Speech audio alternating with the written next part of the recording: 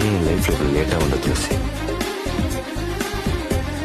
You are very very special to me.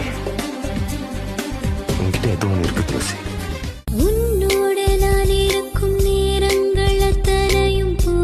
எனக்கும் போக மனசுலதான். அப்ப போகாதியா?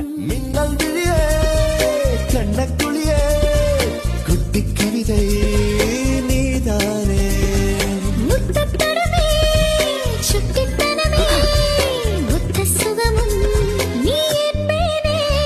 இந்த சீட் எப்பவுமே உனக்காக ரிசர்வ்ட்.